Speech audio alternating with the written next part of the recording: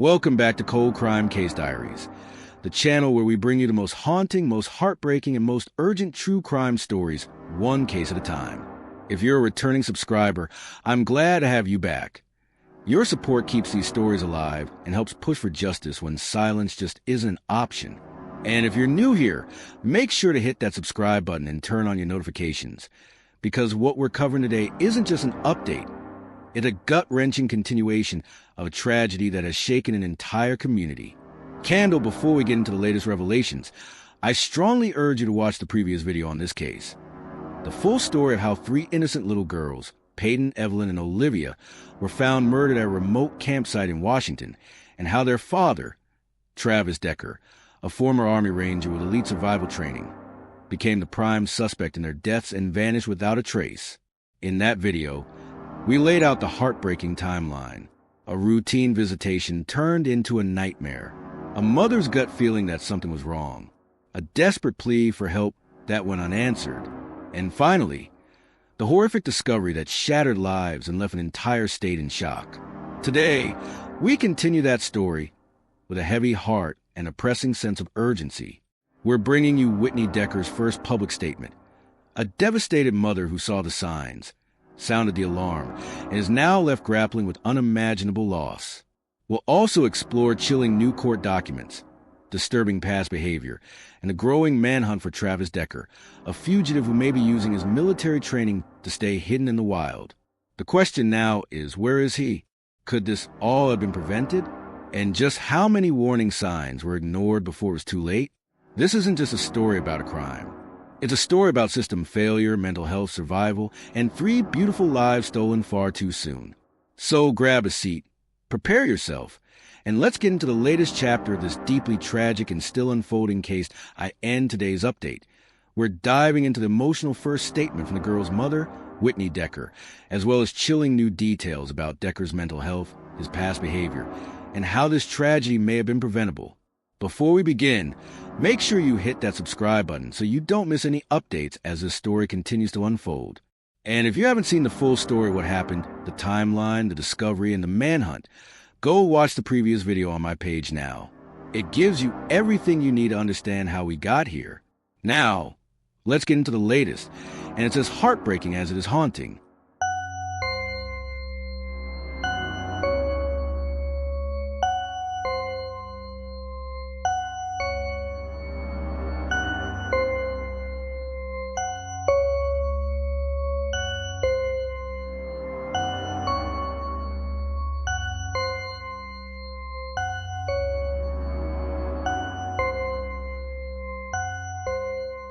The mother of three young girls who were allegedly murdered by their father has broken her silence as authorities continue their search for the former Army Ranger, now wanted for triple homicide. Whitney Decker, speaking to her attorney Ariana Cozart, revealed that she feared for her daughter's safety when their father, 32-year-old Travis Decker, failed to return them after a scheduled visitation on Friday. The bodies of Paityn, 9, Evelyn, 8, and Olivia, 5, were discovered on Monday at a remote campground near Leavenworth, Washington, approximately 20 miles from their home in Wenatchee. The girls have been zip-tied at the wrists and suffocated with plastic bags, according to law enforcement. Decker, an Afghanistan war veteran diagnosed with complex PTSD and borderline personality disorder, is now the subject of a nationwide manhunt. Authorities have warned the public that he is considered armed, dangerous, and highly capable due to his elite military training. Attorney Cozart said that Whitney Decker had pleaded with police to issue an Amber Alert once Decker failed to return the girls, but was told the situation did not meet the required criteria. This was a tragedy that could have been completely avoided. Cozart said in a statement to the Seattle Times, "There were warning signs, there was danger, and there was a missed opportunity to intervene." Cozart said the mother believed Decker suffered a psychological break. He clearly had some sort of collapse, and everything he had bottled up, the trauma, the pressure, just won out, she said. Despite previous concerns about Decker's mental health, Whitney reportedly did not view him as a threat to the children. She had stated in court documents that the girls loved their father and enjoyed their time with him.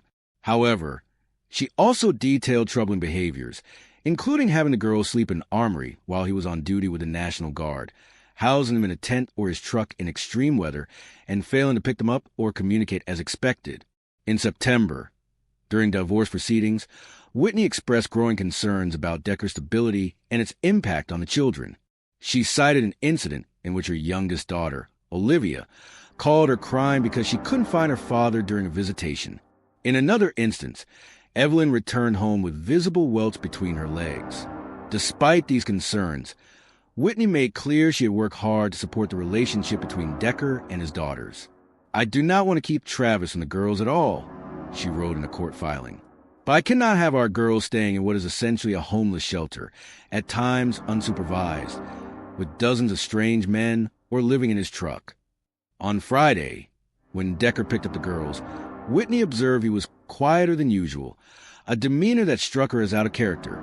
He had also been discussing rehoming his dog due to housing and financial instability.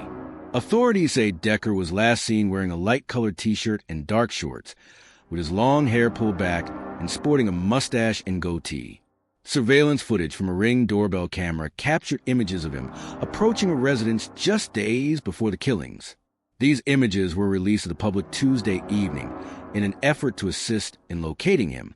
The Chelan County Sheriff's Office, in coordination with the Wenatchee Police Department, U.S. Border Patrol, Homeland Security Investigations, and the U.S. Marshal Service, is leading the search.